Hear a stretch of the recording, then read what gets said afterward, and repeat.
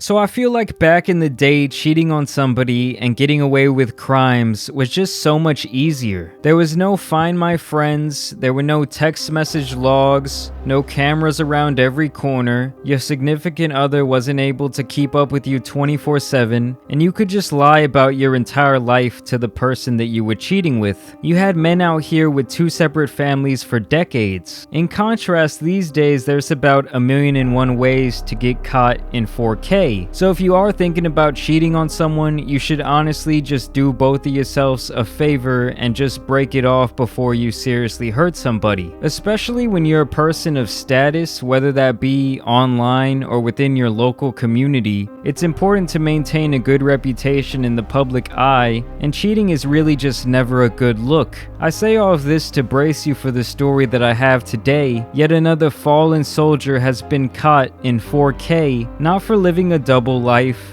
not for living what you would call a triple life, but for living an 11 times life? Let me explain. Meet Jason Collier, a Texas police chief who was married to one woman, engaged to another woman, and then had 8 girlfriends on the side at once. Like, seriously, dude? You're supposed to be looking for criminals, but it seems like you were out here on snatch patrol. He was trying to collect these women like Thanos with his infinity stones, getting more and more powerful with each affair. I don't see how any man in his right mind would have the mental capacity and willpower to deal with 10 separate relationships, especially at the age of 41. I guess cheating for this guy was like eating a bag of Lay's potato chips. He had one, and then before he knew it, his hand was at the bottom of the bag and he felt all shitty. I do have to say though, despite the way I feel about scumbag cheaters, it is pretty impressive that he was able to pull this off for such a long time during this Big Brother internet era. Everything was going perfect for him until he started seeing a woman named Cicely who he met on a dating app. A married mother of 2 who dated the police chief for only 2 weeks before she caught him lying and decided to air him out to the entire world when she posted a series of proof, including text messages the 2 had shared where he talks about being scared to disappoint her in the bedroom. The only way you'll ever disappoint me is to leave me. Never. Promise? It's my biggest fear. Stuck, attached, connected,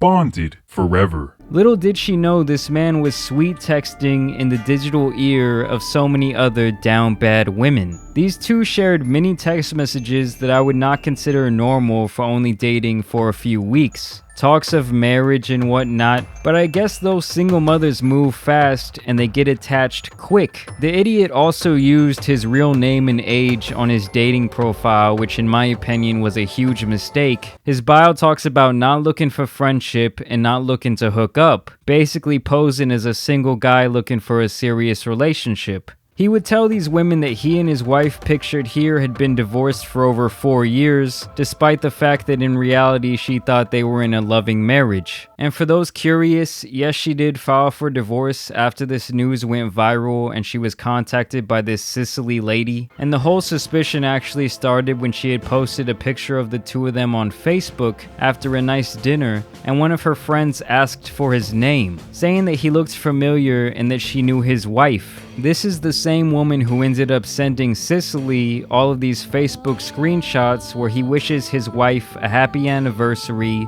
and he posted pictures of them frequently. Still, she let the guy skate for some reason, and she believed several really big red flag lies that he told her just to clear up his name. This is when the 2 went on a weekend getaway where he told her things like he wanted to marry her and spend the rest of their lives together, even saying that she was some sort of God-sent figure in his life. So she thought everything was going great. She believed his many lies. But when they got back from the weekend trip was when he had gotten what he wanted, the cooch, and he came to his senses saying that they couldn't be together because she didn't like seafood or drinking coffee. I'm dead serious, that was really his reasoning. So this is when this woman decided to activate the FBI agent mode that every woman seems to have, and she decided to do some exposing after she called her friends who had originally brought up the fact that he maybe had a wife. This text message right here must have been when he really knew that shit had hit the fan. She calls him out asking what's up with your Facebook post, and his only response is, I'm in a school zone right now. I will call you shortly.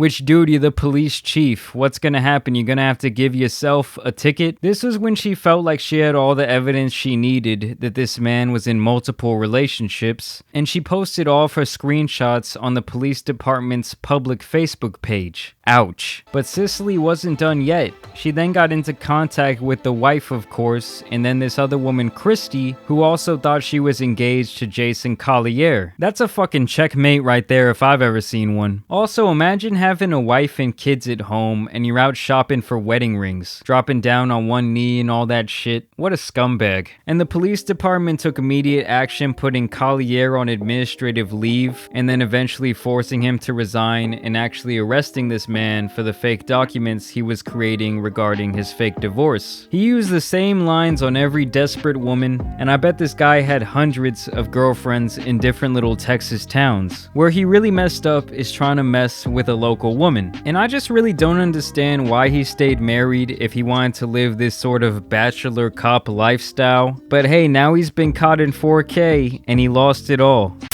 But I want to know what you guys thought about the story, so leave me a nice comment down below. As always, I want to thank you guys for watching and encourage you to go follow me on my other social medias. That's at JAMARI Speaks on both Twitter and Instagram. I'm really trying to step my numbers up over there, so I would really appreciate that. Either way, guys, you know there's someone else out there that needs to get roasted, so it's been your boy, the Tan Superman, and I'm out. Peace!